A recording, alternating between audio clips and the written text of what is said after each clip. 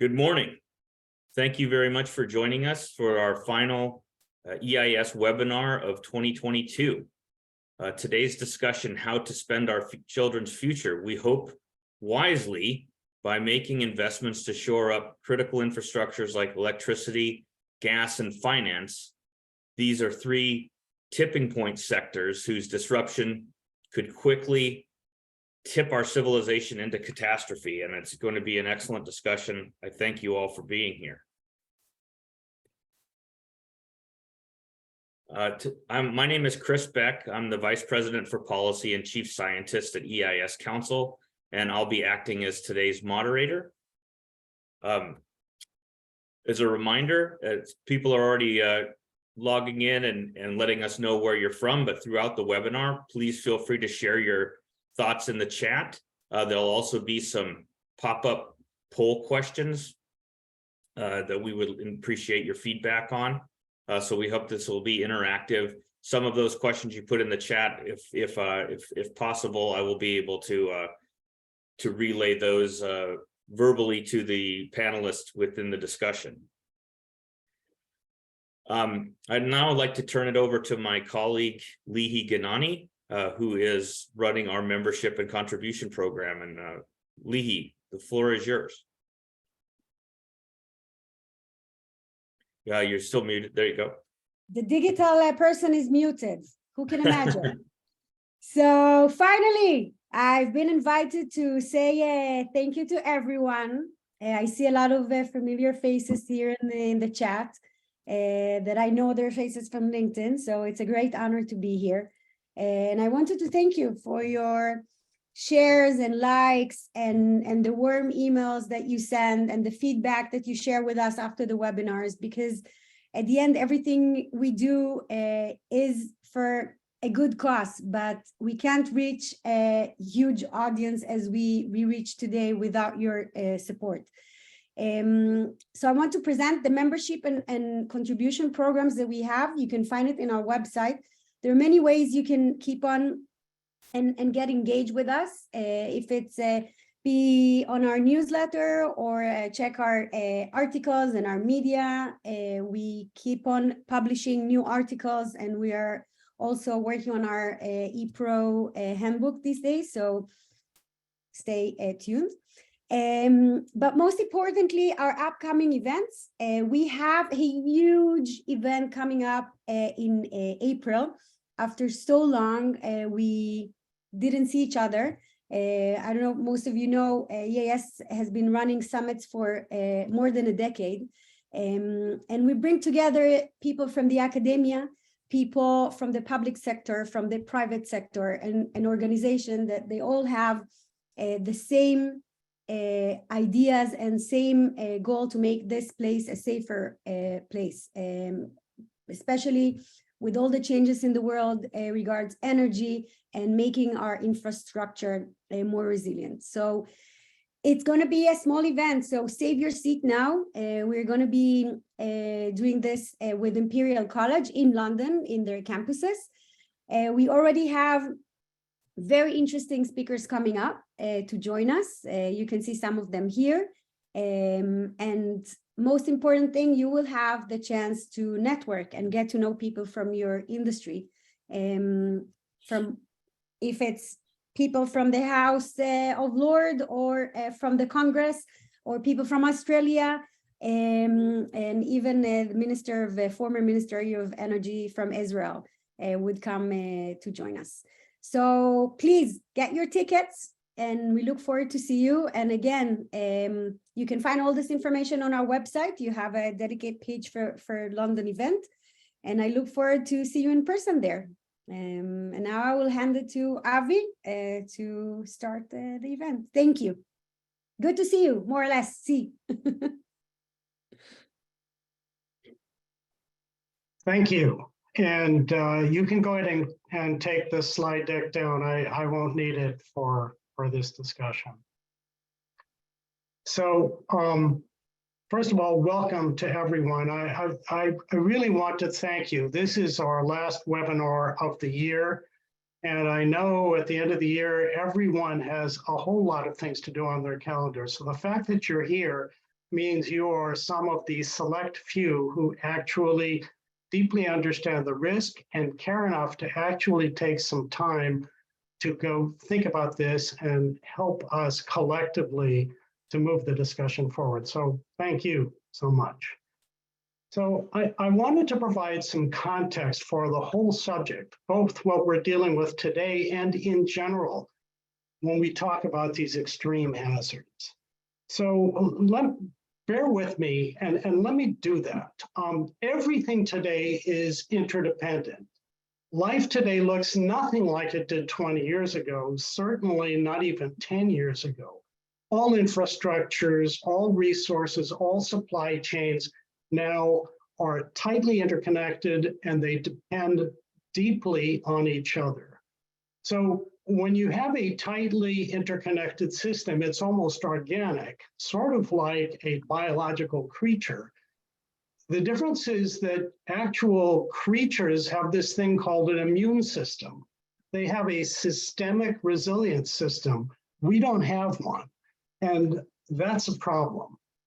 Now, keep that in mind. Let's think about this a little more.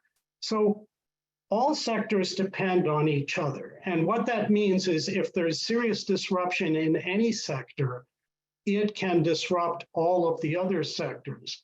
Now, that can happen for sectors that have serious problems in any major nation, let's say, anywhere around the world, could then affect the entire globally connected networks that we all live and depend on. But there are three sectors where if they were to experience a major disruption in one of the big countries, the consequences would be disastrous, immediate, everywhere. And the three sectors are the sectors we're going to be talking about today: electricity, finance, and fuel or gas. Anything that would take a massive bite out of the performance and the availability, the operations of one of the really big countries will not go unnoticed, let us say, by the rest of the world. So given all of that, and given these, as we call them, three tipping point sectors, so what can be done? And let me summarize it very briefly. What can really be done is if we can collectively find the willpower to plan and invest in resilience to the extreme hazards and preparedness for these kinds of situations. We live in a world today where that probably should be sufficient, because although there have been historical issues very much like this, let me summarize some of those. We have something different today. Today, we have a few unique capabilities, and I'll mention them in a minute. One of the panelists you'll see in a moment, Paul Williams, I have to thank very much, because Paul gave me a historical perspective that I wanted to tell you about. The historical perspective on this, what Paul suggested, take a look at Joseph Tainter's book on the dynamics of the collapse of human civilization. He describes nearly 24 cases of collapse across history, across 2,000 years. Luke Kemp, Cambridge University, the Center for the Study of Existential Risk, from a different perspective, also looked across the history of the development of different situations. I think it was more than 70 different civilizations. Every single case, what he found was civilizations rise, they become increasingly interconnected and have increasing complexity as they then reach their peak, until all of that interconnectivity and the complexity becomes too much to deal with, and they collapse over and over and over again. A good way to say it was said originally by a famous historian, Arnold Toynbee: great civilizations are not murdered, they take their own lives. So given all of that, are we doomed? And I think the answer is no, because there are two very serious differences that we have that no civilization in history has ever had, no major civilization like modern Western civilization. The first difference might be obvious. It's technology. We have the capability, if we use it, to deal with these resilience issues in a very aggressive, high-tech way. We're not yet prepared to focus on resilience using those tools and capabilities, but it's not hard. We need the willpower. The other new feature is democracy.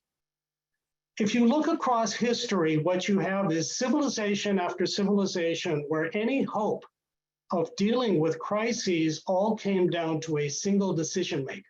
We're not there now. In the Western world, it's up to all of us to make decisions. That gives us the capability to work our way out of these kinds of disasters. So let me read you something that I think will be, it's brief, it will be familiar to many of us. We, the people of the United States, in order to form a more perfect union, establish justice, ensure domestic tranquility, provide for the common defense, promote the general welfare, and secure the blessings of liberty to ourselves and our posterity, do ordain and establish this Constitution for the United States of America. We have the capability to plan and secure our own future. It is up to us. It's up to us to secure it, not just for ourselves, but for our children, so that we don't spend their future, we secure it. And I'll finish with one final quote. This one is from Jonas Salk, the inventor of the polio vaccine. Speaking of his own realization, his own history, he said, "Hope lies in dreams and imagination and in the courage of those who dare to make dreams into reality." My suggestion for all of us, find the courage, accept that dare. Those of you who are part of this webinar are here because you recognize the urgency and the need. All of you have power and capability to influence what goes forward. So let me finish with that. Thank you so much, and I'll see you back again on the panel. Chris?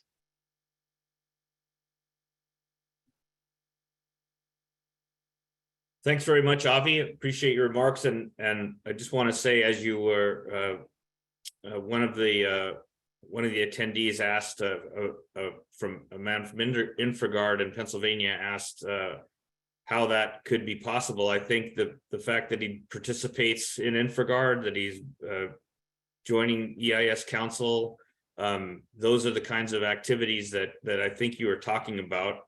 Let me just ask it if you wanted to have any follow up on that briefly. Yeah, I can be very brief. Everyone has connectivity. Everyone has some dimension in which they can help influence the decision-making and the ideas of the corporation, the organization, the government agency, the friends that they have to understand the threat. But one of the important ways that actually people can help, the Electric Infrastructure Security Council has gotten to the point where we are a widely examined, very respected organization, because it turns out there are very few organizations that don't simply talk about the problems, but are actually hosting a solution space for some of the most critical features of this. With your participation as our members, contributors, or simply as people who talk to your friends about the kind of things that need to be done and the kinds of things we do, that helps to empower us and expand our reach and expand our ability. If we have time sometime, we can talk about serious new resilience capabilities that are being deployed across the United States, in Israel, and soon, hopefully, in other countries that we have been instrumental in catalyzing. That needs to grow. It needs to become huge. So either on your own or through supporting us, everyone has the capacity to help out. Thanks very much, Avi. I appreciate that. And thanks again for the comment. And I just want to say that we really appreciate our kindred spirits in the InfraGard. I'm a member myself, and so we appreciate everyone's efforts. As Avi was saying, I'm excited to get into the discussion today. We have some wonderful panelists and speakers with us today.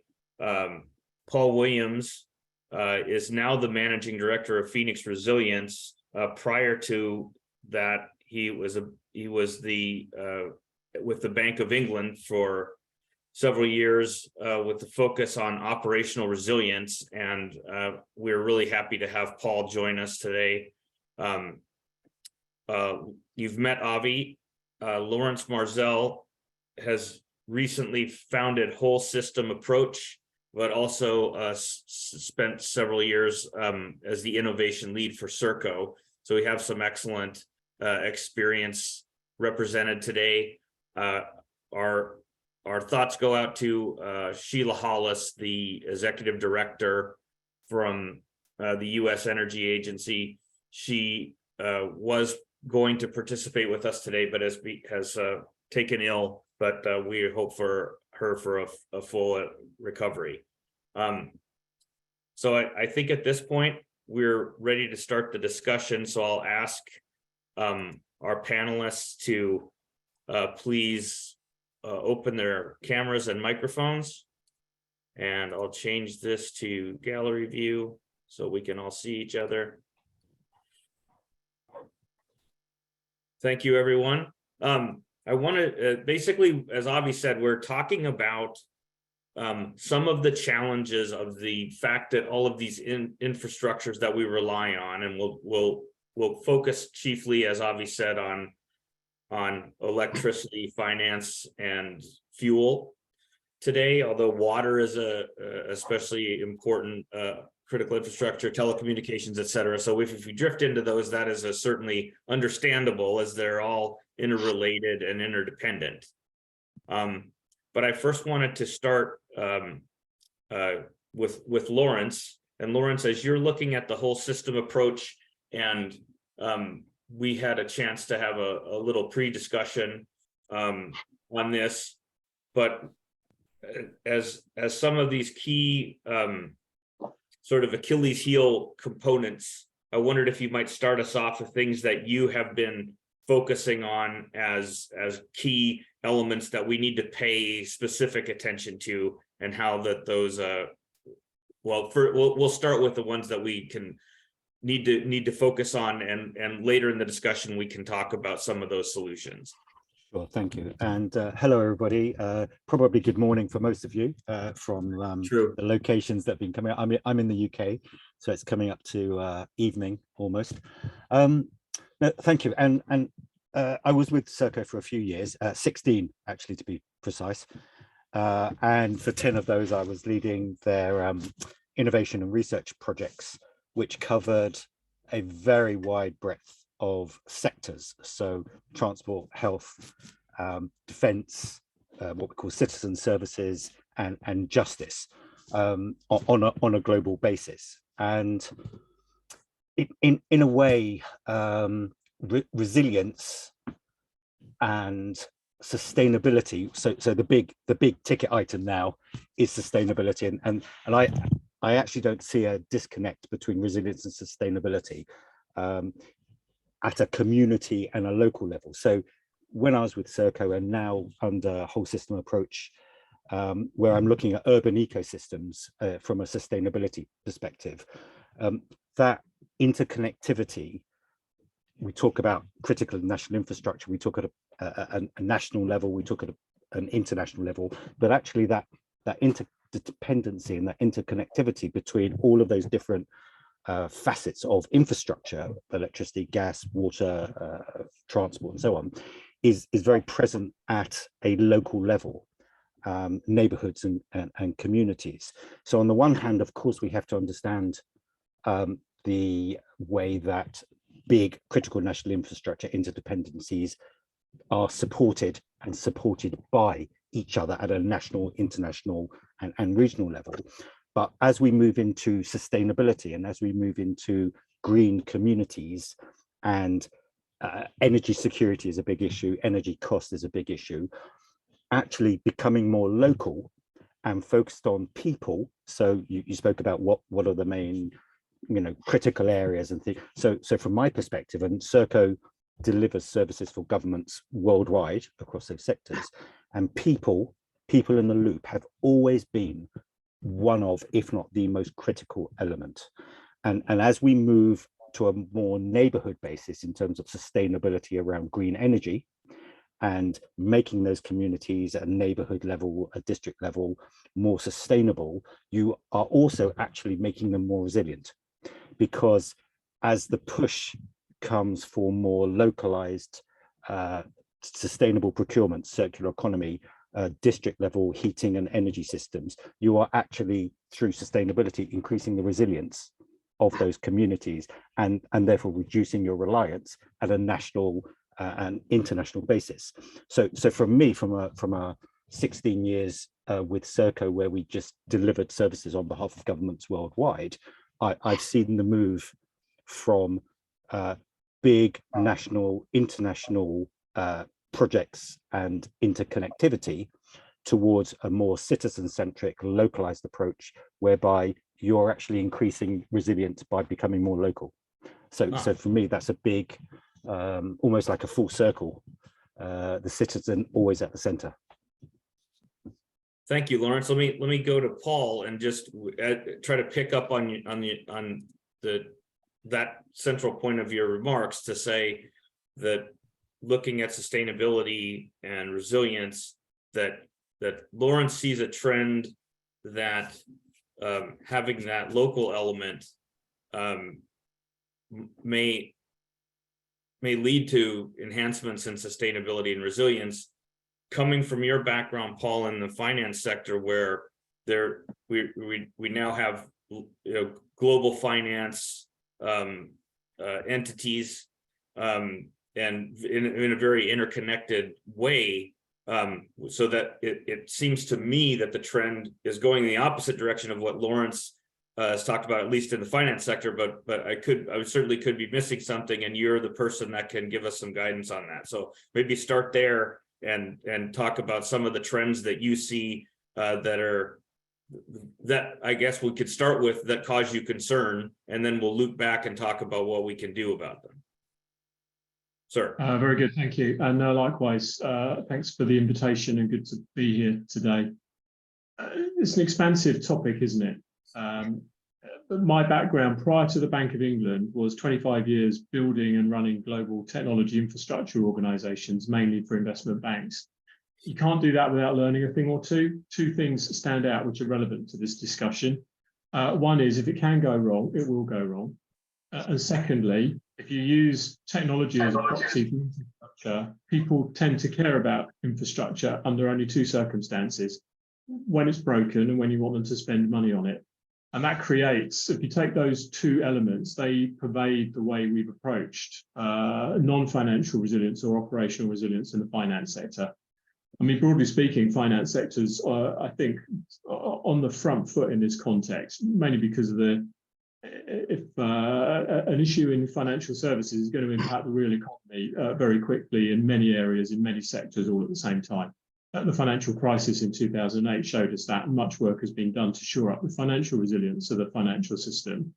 So I won't talk about that, other than to note one quote, because we can talk about resilience a lot. We seldom define it. And I've seen it defined in many different ways, in many different places. And by the time you get to the fourth adjective in the definition, you've lost count and lost track of what the point is that's trying to be made. Mark Carney once defined resilience as the ability to absorb shocks, not contribute to them. That was certainly how the resilience of the financial system from a financial resilience point of view is approached. And I think that definition applies equally well to the operational resilience of the financial system. And that was my focus for the 8 years that I was at the bank. And for me, the first lesson, or the first principle of adopting a resilience-based approach, is to go back to my experience of 25 years, which is to acknowledge that bad things will happen. Or as I bluntly put it, failure is inevitable. If you don't acknowledge that failure is inevitable, you're not going to shift the mindset into thinking about resilience. You will stay in a probability-led risk management framework where you can probably convince yourself anything is true, anything is safe, anything can be risk accepted, depending on the parameters you put into the model, and you'll come out with the other end, whatever it is you thought you wanted to come out with at the other end. Resilience, the failure is inevitable, forces you to move beyond that and to think then around what you can do under those severe but plausible scenarios. And that was the focus of the work that we've done in financial services. We approached it in a way. I mean, it's a deeply complex problem, actually. I can say people care about infrastructure under only two circumstances, but there's lots of other issues going on there. The way that financial services have approached it, and I should say, whilst I was at the regulator, I'm not now, and nothing I say today is on behalf of the regulators. That represents my interpretation of my experience and the situation. But the regulations are very straightforward in terms of what we've asked firms to do. One, it sounds remarkably straightforward, but is anything but, it turns out, which is to identify what you care most about. So the difference between risk and resilience is that risk is concerned with protecting everything at a point in time. Resilience is focused on protecting what you care most about and being able to sustain you through the shock, because you don't need everything that you have in business as usual to sustain you through the shock. The question then becomes, well, what do you care most about? And actually, it's a very divisive question, asked even at an individual institution level, let alone at a societal level or a governmental level. So defining what it is that needs to be protected, come what may, is a really important first step. And then if you acknowledge that failure is inevitable, then you also have to embrace the concept of what financial services regulation calls impact tolerance. So how much disruption can you tolerate before intolerable harm is felt, to the point by the real economy, by the consumers of the financial system will be one element of that. And then work proactively through some severe but plausible scenarios to validate that you have the capacity to absorb those shocks that you can foresee through those things that you care most about. So that's been the focus of operational resilience in financial services. Fantastic. Thanks very much, Paul. Before I go to Avi, I saw that Laurence had his hand up to follow up or address a certain point in there. Thank you, Laurence. Yeah, thank you. Paul, I mean, totally concur with what you're saying, and coming from a global, a multinational corporation, absolutely, money and when things go wrong. But what was really interesting, you talk about the resilience and operational resilience. We had a saying, because Serco is an operational delivery company, operational assurance, and I think there's a big difference between resilience and preparing for the worst versus operational assurance, which is planning to always be able to achieve your key performance indicators or your tasks given to you by a government agency or a military or whatever, and the two are slightly different but very interlinked. And just one other point which was really I've come across relatively recently is finance at a local level, community banks. So as we've pushed more, so I'm working on projects for Serco under the EU's Green Deal. And as we push for sustainable procurement, circular economy approaches, and how that circularity is used at a district, neighborhood, community level, community banks are being flagged up as one of the big drivers. Now, of course, a community bank, whilst operating at the community at a citizen level and supporting the needs of that community, will still have to be connected to the normal banking networks. But you could see a time where those community banks extend from being citizen-centric community banks to actually maybe picking up more of the financial system that supports the physical financing that goes on. Just a thought. Yeah, I mean the local point is really interesting actually, because it touches on another soundbite that I think is really important, which is resilience broadly comes from the presence of substitutes. what those substitutes are, where they sit and how they're used needs to be informed by the scenarios that you're concerned about. But some of the black sky scenarios that we talked about would absolutely call for local capability, coming back to the question that came into this. So yes, there's under certain scenarios, there is absolutely a requirement for some form of local capability that will inform the resilience. But it's not a one-size-fits-all approach. It depends on the scenario. Thanks very much, Paul. And thanks for that follow-up, Laurence. I wanted to bring Avi in. Avi, we're talking about, I think Paul hit on something that is kind of near and dear to EIS Council's heart, which we usually refer to as the minimum grid, because we kind of, one of our focuses is the electric sector, but it can be, that minimum or critical components of capabilities within any organization or any sector. So I think that, that we have some agreement on that fundamental principle, but I know you wanted to talk somewhat from a gas sector perspective, but then please feel free to follow up on the more general discussion. Yeah, no, first of all, Laurence, Paul, I think the points you're making are outstanding. And I particularly think it's important to think about the difference between global, regional, national, and local in terms of its effect on resilience. So thank you for raising that, Laurence. I think there are some circumstances in which it cuts both ways. And that's an area of focus because on the one hand, Paul, as you pointed out, having some local capability can be crucial when extremely bad things happen. But to make that happen requires, depending on what one is dealing with, planning and policy guidance, which is not always in place. And maybe I'll provide an example that's related to gas supply, fuel. First of all, the context, tipping point sectors, just so we don't assume everyone has the same thing in mind. At the end of the day, it's really a catch-22 reality. There's no electricity without gas if you're dealing with one of the power grids that makes extensive use of natural gas. On the other hand, there's also no gas without electricity because more and more gas pipelines, for example, require electricity to operate, and nothing whatsoever happens without the finance industry and without all the layers of fintech that make it possible for exchanges of goods and services. Now, in that context, local versus regional, national, imagine that there's an extreme event, there's a very large scale power outage. Increasingly, as the grid is transformed, what we're going to see is local generation, distributed energy resources that can be very useful for resilience.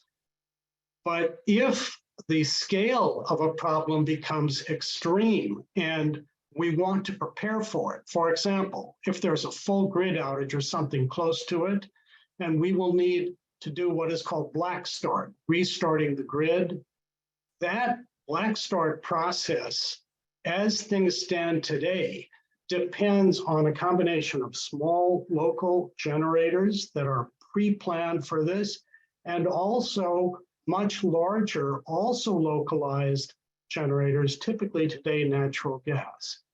We need to have a policy driver that ensures that as more and more local distributed energy resources are tied into the grid, they will be tied in with an architecture and in a configuration that can help this kind of resilience to an extreme event rather than create a problem for it. So the potential is all there.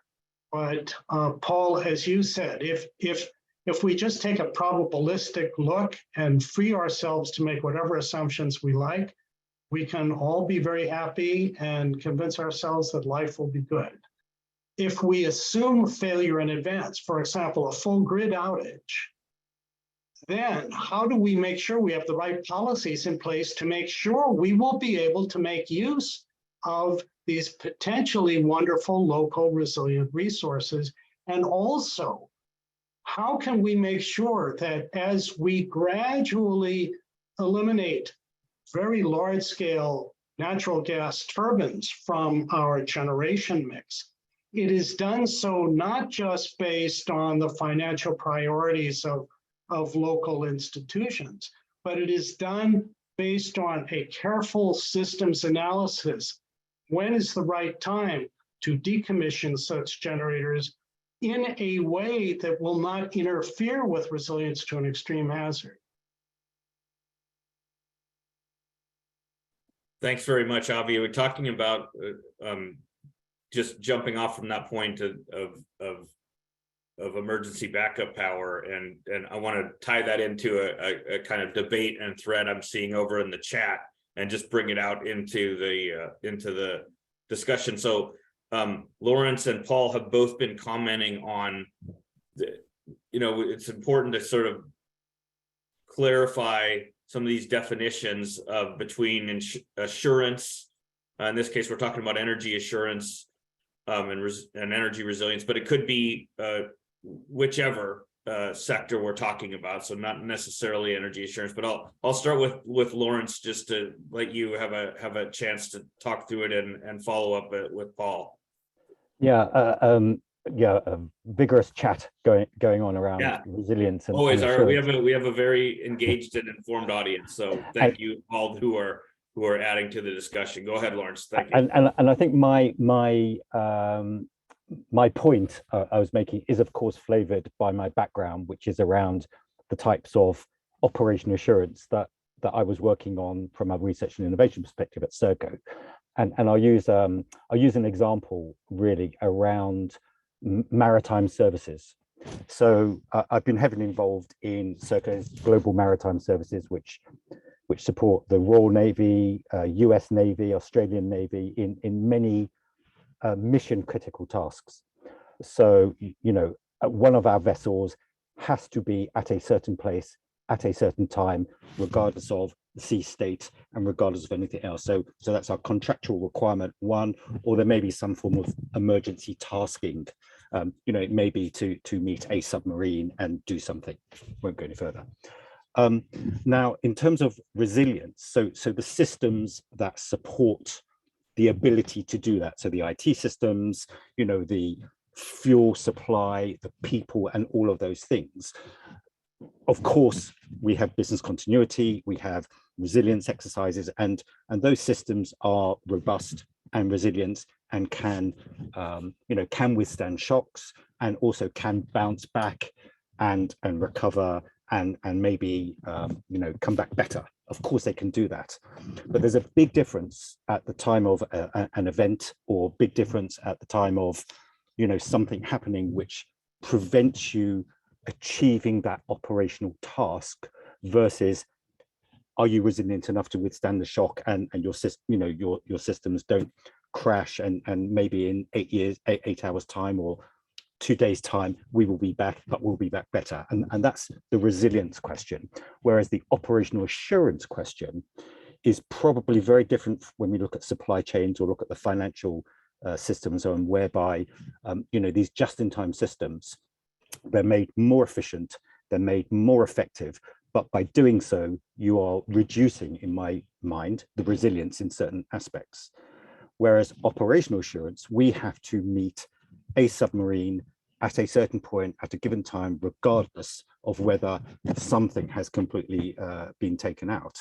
And that's the difference in certain contexts between what we call operational assurance versus resilience, the ability to still deliver your tasks regardless. So I think there is a fine nuance there, but they are slightly different in certain instances, although there's a huge overlap. Yeah, definitely closely related. Yeah, the Venn diagram isn't just a single circle, but it's pretty close, right? Paul, any nuance you want to add there? Yeah, take the conversation ever such a slightly different direction, introduce yet another new term, that of risk versus resilience, which has a role relative to assurance, I suspect. But lessons from the finance sector. Finance sector is a very heavily regulated sector with multiple regulators covering multiple different public interest outcomes. There were requirements on financial services firms to have IT risk management, to have business continuity plans in place, to have ITDR requirements, to have operational risk frameworks in place, and the list was quite extensive. And yet, despite the presence of all of these risk disciplines, and you might put assurance on the end of those, depending on your preference, we were still seeing operational failures in the finance sector that were clearly outside of the public interest. Sufficient, in fact, in the UK for the UK Parliament to do an investigation into IT failures in banking in the UK, because there were so many failures, Parliament was reaching a breaking point and thought there is clearly something going wrong here. The point being that probabilistic risk management has limits and can only get you so far. An assurance discipline, I suspect, will be similarly constrained at some point, and that's why you need to have a resilience discipline, which is more deterministic and starts from the other end of the timeline and works backwards. The key point is, what is the severe but plausible scenarios you're considering? And on a cross-sector basis, that will be a critically important unifying concept, I believe. I've worried about the dependency that finance has on energy and telecoms, not the subject of this discussion. But frankly, without energy or telecoms, there is no financial system in any meaningful way, certainly once you go beyond a day or two. Trying to map the dependencies, a low level of detail between individual institutions, their communications and physical property locations for energy, and trying to build a map of all of those is almost impossible. What you can do, though, is start to get some collaboration going around critical points, but you need to have a common understanding of the scenarios you're working back from, and then to level set expectations between sectors around those things. And if you take a probability-based view, you'll probably never get to talk about the scenarios that you fear most in the first place. And that's why you have to have a resilience discussion. Yeah, great point. This is certainly something that the council has wrestled with, because that there's a relationship between risk and resilience, but the probabilistic nature of most risk calculations, on the one hand, it makes decision makers feel comfortable because they are able to quantify their risk and then therefore put assets against it. But you have two challenges. One is sometimes the probability of the thing you're concerned about is hard to determine, especially when we talk about black sky events. They're often called high impact, low frequency, or low probability. So one way to look at that is to, as you said, go take it backwards, come from the consequences point. If it's a consequence that we can't stand, then it doesn't really matter if the probability is not impossible, then we should do something to address it, right? So I think that's an approach that we take. The other part is the risk approach sort of uses an actuarial approach where historical data is used to make predictions about the future. But if we have a rapidly changing environment, as we do with climate change and with the explosion of technology and the interrelations of these infrastructures, it's really hard to use data from the past that correctly models the future. So we have both of those two challenges as far as what we can do to really accurately calculate risk rather than resilience or assurance, which talks more about what is the actual deliverable that I need, right? What is the hit that I need to be able to take or bounce back from, and what are those critical assets? Laurence, I'll let you comment on that, and then I want to go to Avi. Go ahead. Sorry, just on mute. Yeah, I just wanted to, I saw a very useful comment there from Paul McGowan about why you design resilience into operational assurance. I mean, absolutely, but just one anecdote, and then I want to add another word, another definition into the chaos, the risk, resilience, assurance chaos, and that word is consequence based. So I remember when I first started at Circa, I was running a workshop at RUSI, Royal United Services Institute, and it was a nuclear workshop, and we had 40 experts, scientists, researchers, policymakers, you name it, and it was about risk in nuclear, and we had 40 different definitions of risk, and I'm seeing some of the definitions, some of the comments here, and I still think to a certain extent we are still working, you know, those in professional practitioners, risk, resilience, emergency planning, we are still seemingly working in relative silos. But what was really interesting I did a workshop for the Fukushima nuclear reactor disaster, and had the World Nuclear sort of Energy Association, whatever they're called. Anyway, one of the big failures, or one of the big issues, was that the risk aspects of the nuclear industry and the reactor and the safety aspects of the nuclear reactor were completely separated. And to a certain extent, I'm seeing lots of comments here which are still talking about outdated systems and silos. So to a certain extent, consequence is a really interesting thing, because operation assurance, resilience, things like that, actually it's the consequences.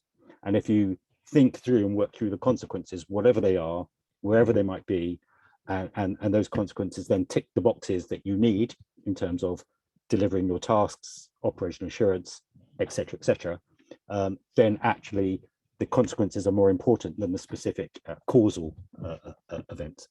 So anyway, that's just the point I wanted to make. Great. Thank you very much, Laurence. Avi, I wanted to pivot to you. You know, with this consequence-based approach, it's something that we really, you in particular, and then the council generally tries to really champion. So I wanted to give you a chance to respond to that.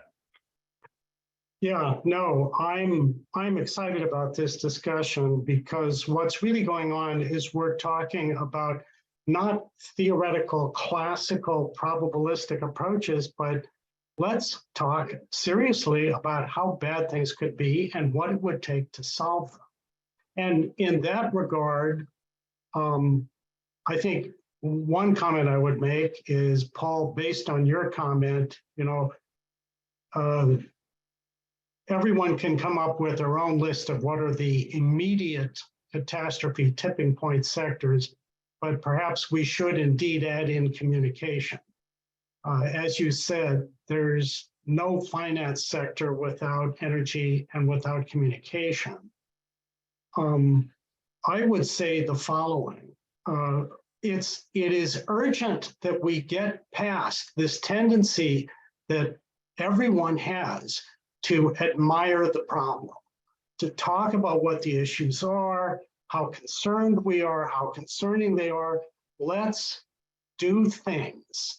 Let's find practical near-term approaches to move things forward and find a way to get everyone, the corporate entities, the government agencies, the people motivated to go apply them. And a few examples, Paul, you mentioned energy. So energy comes big and small. A big energy, meaning either the gas system that powers much of the power grid itself. Obviously, if the grid goes down on a large scale, that's pretty much the end if it stays down long enough to shut down the finance sector. But there's also energy on a small scale, which we have been thinking about for the last few years, and unfortunately is not widely recognized, because every important facility in every sector has emergency generation for 12 hours, maybe for 24 hours. In a small number of cases, perhaps for a few days. If you have a full grid blackout, it's going to take weeks at best. So you need to have small energy. Every facility that will need to be part of a recovery process needs to make a tiny investment in power cells that can continue to provide power for the most critical equipment for weeks, potentially for months. That's not hard to find. the council is hosting some examples. Communications, there needs to be a very widely interconnected communication system, which can survive any conceivable black sky event, black sky hazard.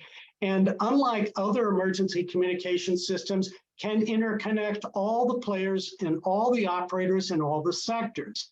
Again, this is not hard. It's not expensive. There are systems available. Some we're hosting at the council. Chris, you mentioned that looking historically is great, but it's not going to help us think about black sky events that have not happened yet. AI decision support works very well when you have millions of examples you can feed into an AI system to understand it. But what we're going to need to prepare for black sky events is understanding the future with a system that can model the interconnection of everything and then use that interconnected model or an agent-based model to work through all of the potential future disasters. So the council is hosting an example of such a technique as well. There are others that other organizations are trying out and looking at. We need to get busy and we need to find the motivation to actually do some practical work, to take a few examples of such capabilities, and as some very important leading power companies in the United States and Israel are doing, to actually put some capability on the ground, try it out, at least on a small scale. So great points, Avi. I think this is what we're talking about, putting some things in place, and I think that Paul has his hand raised to follow up, and I was going to go to you, Paul. So let me just ask for as part of your answer, in addition to your comment, if you could tell us about some of the operational resilience practices that you have identified and are actually putting in place. So the key one is it comes back to the point I made earlier, but we need to expand it a bit more just to make sure that the concept has really hit home. What you need in a crisis, in absorbing a shock, is not what you desire in a business as usual scenario. And you have to make sure you're clear on that. Even to Avi's point around micro generation, local power capability, where you're going to put that's really important and why. So, anecdote for you. I remember a discussion with a government minister discussing the availability of bank branches in the UK in the event of power disruption. And the conversation took a really unexpected turn, and the minister suggested that perhaps regulators should insist that every bank branch in the UK had uninterruptible power supplies and local generators in order to keep the branch running in the event of a loss of power. There's legions of issues with that, not least of which where the branches are, the costs, the planning permission issues, the fueling issues, storage issues, given the locations of many of those branches. And of course, the issue is that people don't want branches and they don't want ATMs. What they want fundamentally is access to cash and to be able to conduct instructions. And whilst they may desire to do that through ATMs and branches, increasingly digital channels, but ATMs and branches for the time being, it's not the way that they have to do it in a crisis. There are other ways of getting cash to people in a crisis other than through ATMs. And therefore, the temptation to build the equivalent of business as usual to withstand all events needs to be resisted to some extent. And you need to go back to know, what are we really trying to fix here? It's not the service of ATMs, it's the business outcome of access to cash. How might we do that in this severe but plausible scenario? It might be expensive, it might be undesirable, it might be inefficient, but it might be tolerable and it might be better than the alternative. So let's have that discussion. And having a resilience mindset will drive that level of discussion. And that's the process that we've started within UK financial services through this principle of what do you care most about and what your tolerance is under these severe but plausible scenarios, to get firms thinking in a slightly different way than they would do in business as usual circumstances. Fantastic. I want to go to Laurence for his recommendations on these operational things, but just to put a finer point on it, I'm intrigued. I'm sure you're right about the fact that the point is to get cash in someone's hand so that they can actually do transactions. It doesn't have to come out of an ATM. But I was just curious as what are one or two examples of other alternatives methods that you've thought about. My question would be in an event, presumably something which affects the fabric of society and business as usual. Why do people need cash? So is it because there's a thriving black market and you then have to bribe people? So there's all sorts of questions. So my question is, if the event is sufficiently bad that people are really, really struggling, then the most important thing is going to be food, water, shelter. So that's the first thing. But I just think everything I'm seeing in the chat here, and there's fantastic conversations and really fascinating conversations going on in the chat, so we could carry on all day. But I still think, net 2030, the 2030 agenda and net zero and sustainability is driving us in a direction. And I've seen many comments about everyone relying on electric vehicles and getting rid of gas, getting rid of carbon, diesel, things like that. Of course, those are going to massively cause a problem in resilience terms and people's ability to survive in the event of a disaster, because literally the electricity grids cannot support that number of electric cars and the electricity we're generating for our homes and things. But if you think about that push, that net zero push, and if you think about circularity and sustainable communities and the things I was speaking about earlier, that making things local communities, neighborhoods, energy communities, and I'm working in a big way on energy communities across Europe and so on. And those energy communities, yes, will make you more resilient, more survivable at a very, very local basis. And if you're not reliant on the national grid and the other grid systems, and you have localized power systems, you are therefore more resilient and therefore better. But if you apply that same logic and that same thinking to food, farm to food, local food production, if you apply it to maybe one of the resilience things that could be applied in the event of not being able to get cash, or the digital infrastructure going down so you can no longer use your ATM or your bank card, is maybe a resilience bartering system. So an asset mapping, a community asset mapping within a small defined area to understand which people have what capabilities and what capacity to do things, so that actually you then know where you can get things fixed, where you can go for help, and so on. And this is that's about local community spirit. So localization has a lot of resilience in it, and doesn't have to be just restricted to energy or anything that sort of knocking on the door of the neighbor. It could be the whole of things that society needs. Thank you. Excellent point, Paul. I'll let you have a quick. We're running up on the top of the hour here, so a quick response, and then I want to go to Avi. Very briefly, thank you. So Laurence is exactly right around why do people need cash, and that was exactly where the conversation finished, in fact, which is under the scenario we were talking about, they probably wouldn't need cash in the first place, so it was a moot point. However, and it's a really important however, it's the timeline of the scenario and the longevity of the scenario that defines what's acceptable and what's not acceptable. And a scenario that runs for months or years is going to require very different solutions than one is transient over hours or days. Thank you. Excellent point. Avi, I'll want to let you respond, and then I guess we take the discussion into I'd ask you to close up the hour with how we take this discussion and that we're creating a new entity and forum and partnership, the Human Continuity Project, to help discuss these kind of critical issues. Yes, thank you, Chris. And let me put it this way. I think as we think about these subjects, how do we make appropriate use of local capabilities? How should we plan a resilience opportunity for an extreme disaster?